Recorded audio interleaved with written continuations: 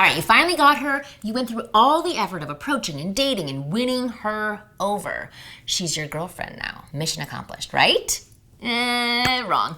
No, it doesn't really work that way. Here's what most men do not realize. Getting the girl is just the beginning. The first year of a relationship is where most couples either build something incredible together or completely destroy what they started. And the brutal truth is most men have no clue what women actually need during this crucial period to keep the attraction alive and the relationship thriving. So today, I'm going to break down exactly what's happening in her mind during that first year, what she's secretly hoping for, and the specific things you need to do to not just keep her interested, but make her fall deeper in love with you.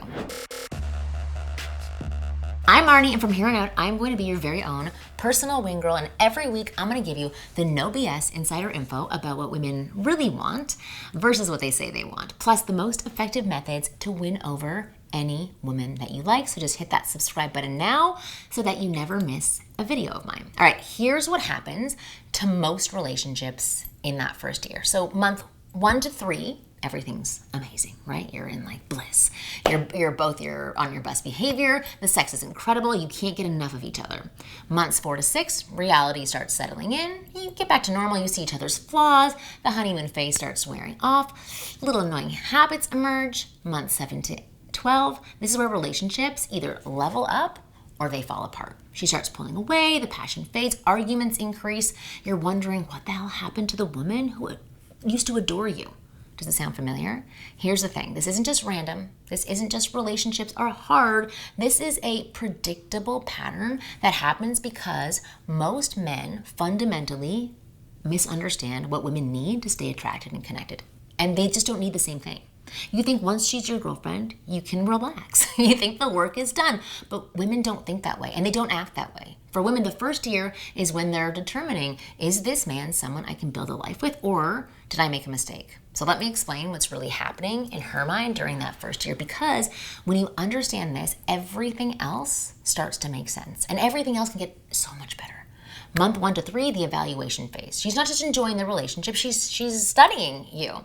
She's watching how you handle stress, how you treat waiters, how you react when things don't go your way. She's building a mental profile of you, of who you really are when the mask comes off. Months 4 to 6, the testing phase. This is when she starts testing your consistency. Will you still make an effort when the novelty wears off? Will you still pursue her when she's not at her best? Will you still be the man she fell for when real life gets complicated? Months 7 to 12, the decision phase. This is when she's subconsciously deciding, is this my person? Is this my guy? She's evaluating whether you're someone she can depend on long term, whether you can handle challenges together, whether the attraction and connection are sustainable. So here's what most guys get wrong. They think because she's their girlfriend now, she should be satisfied. They think her attraction should be automatic. But women, we don't work like that.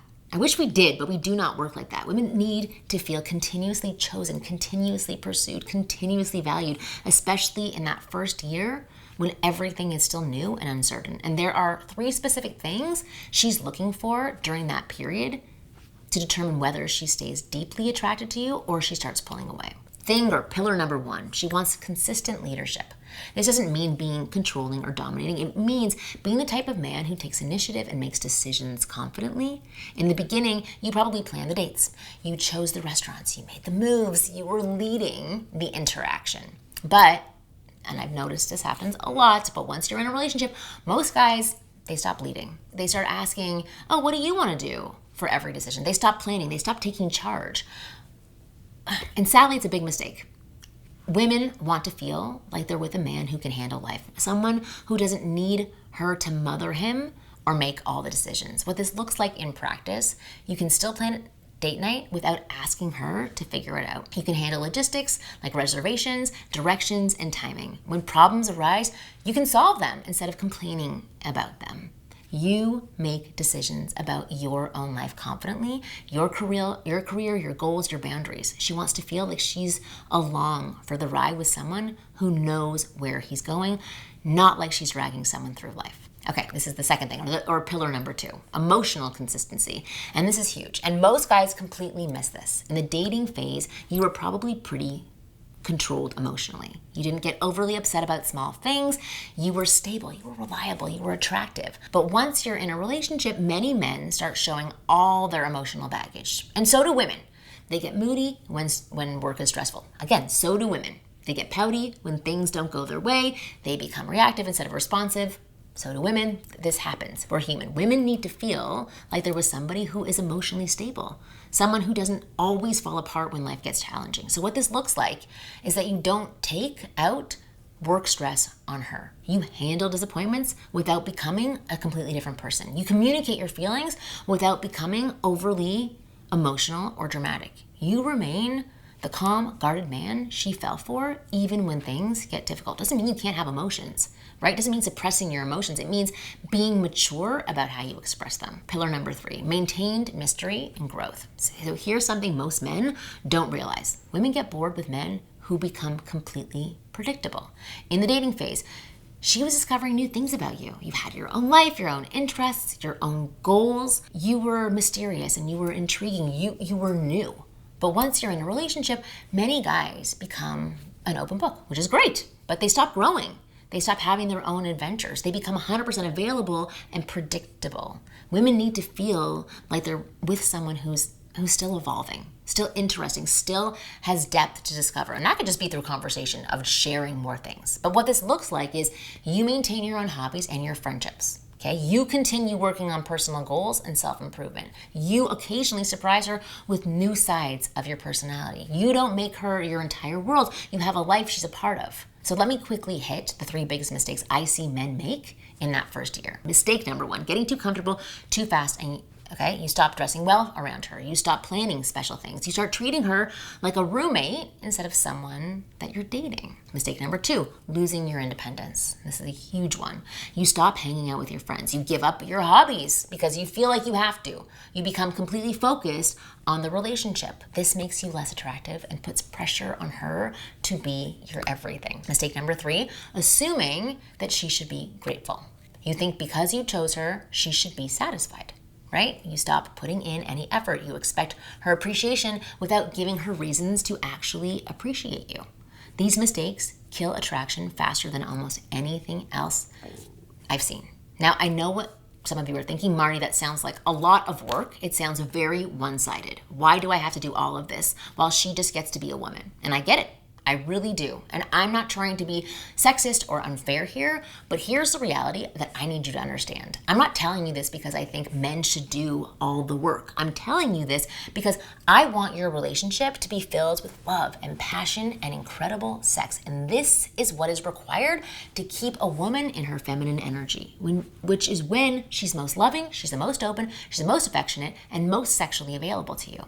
So here's what happens when these roles become reversed. When a woman has to step into masculine energy, when she has to lead, when she makes all the decisions, when she handles all the logistics, be the emotional rock, she can't stay in her feminine. And when a woman is out of her feminine energy, she becomes someone you probably don't want to be in a relationship with. She starts to emasculate you because she feels masculine. She starts nagging. She gets resentful. She becomes angry and critical. She stops caring about her appearance, stops prioritizing sex, stops being the fun, loving woman that you fell for. This isn't personal. This is a biological response. This is thousands of years of evolution. I wish it were different. I wish we could all be completely equal in every single way, but the reality is in some areas, we just aren't. When a man is in his masculine energy, leading, being decisive, staying emotionally stable, it allows a woman to relax into her feminine energy, and a woman in her feminine energy is playful, is affectionate, is loving, is sexy, and is deeply appreciative of her man. That's when she's in caregiver mode. This isn't about one person doing more work. This is about each person doing what brings out the best in the other. So when I tell you to maintain leadership and emotional consistency, I'm not trying to burden you. I'm trying to set you up for a relationship where she adores you, where the sex is amazing, where she lights up when you walk into the room. That's what you want, right? Look, the first year of a relationship isn't about proving your boyfriend material. You already did that. It's about proving you're a life partner and life partner material. She's watching to see if you're still the same man she fell for when things get real. She's evaluating whether you can handle challenges, maintain attraction, and continue growing together. The men who understand this, who maintain their leadership, emotional stability, and personal growth throughout that first year, even throughout the first 20 years, those are the guys who build relationships that last. The guys who think getting the girlfriend is the finish line, they're the ones posting on social media 6 months later about how all women are crazy and relationships are too much work and blah, blah, blah, blah. Don't be that guy. Stay the man that she fell for. Keep growing, keep leading, keep being someone worth choosing every single day, because here's the truth. She doesn't owe you her continued attraction just because you have a title. Right? You have to earn, she does too, but you have to earn it, maintain it, and deserve it.